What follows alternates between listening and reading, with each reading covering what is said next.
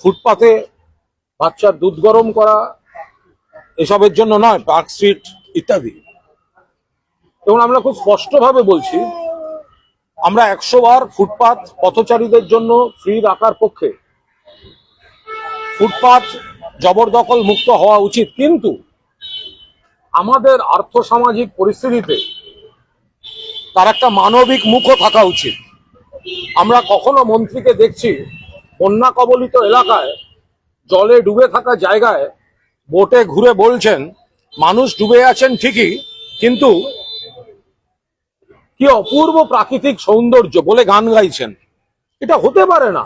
বন্যার জল মানুষকে ডোবাচ্ছে, বন্যার জল গবাদি পশু ঘর দোর 12টা বাজাচ্ছে, সেখানে মন্ত্রী বলছেন যে কি সৌন্দর্য, সুজলাং সুফলাং মলয়জ শীতলাম বন্দে মাতরম। তারপরে দেখলাম এখানে এই জায়গাটিতে যেটুকু দেখেছি আমরা ভিডিওতে, দুধ গরম হচ্ছিল, পুলিশ নিয়ে এসে মন্ত্রী বলছেন যে কেন দুধ গরম করা হচ্ছে। তাতে মহিলা বলছিলেন বাচ্চার জন্য দুধ গরম করছি। আমি 100 বার ফুটপাত ফ্রি রাখার পক্ষে, কিন্তু আমাদের দেশে আমাদের আর্থসামাজিক পরিস্থিতিতে তার একটা মানবিক মুখ থাকা উচিত। মানুষ ফুটপাতে থাকেন এই বাচ্চা নিয়ে, মানুষ ফুটপাতে, তারা কেউ স্বেচ্ছায় ফুটপাতে নেই, ওনাদেরও ইচ্ছা করে কোনো ঘরে থাকার। গরিব কেউ শখ করে হয় না। মাননীয়া ম্যাডাম অগ্নিমিত্রা পাল গরিব কেউ শখ করে হয় না।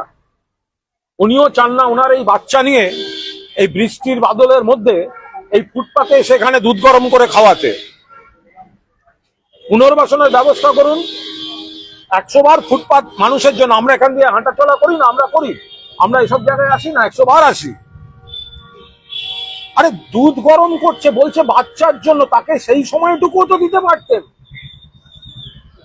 তাকে বুঝিয়ে বলুন আপনি কোথায় থাকেন, কেন এখানে আসতে হয়েছে, তার সমস্যাটার তো সমাধান করতে পারেন।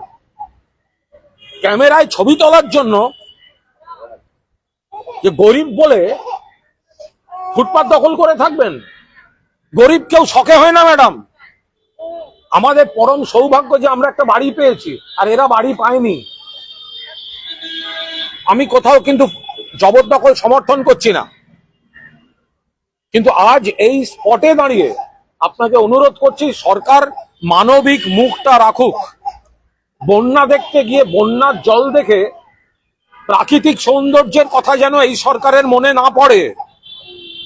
ফুটপাতে এই বর্ষার দিনে বাচ্চাকে নিয়ে কোনোভাবে যারা রয়েছেন, যে মা রয়েছেন, দুধ গরম করছেন, দুধ খাওয়ানোর টাইমটা দিতে পারলেন না। পুলিশকে বলছেন আমি খারাপ হব, আপনারা কেন সরাননি? আরে পুলিশও তো মানুষ, 100% পুলিশও মানুষ। যে দুধটা গরম হচ্ছে বাচ্চার জন্য, পুলিশ কেড়ে নেবে? পুলিশ সরিয়ে দেবে? সরকারকে করবো, একদিনের জন্য ছবি তুলে গেছেন কেন?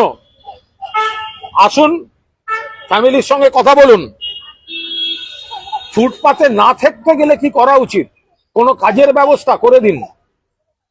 আপনি তো ছবিতে ভাইরাল হয়ে চলে গেলেন, আপনি তো থেকাল এই বাচ্চাকে নিয়ে দুধ গরম করা হয় তা না ম্যাডাম। আপনি তো কাল ছবি তুলে ভাইরাল হয়ে গেলেন, আজকে খবর নিতে কিন্তু আমরা এসছি।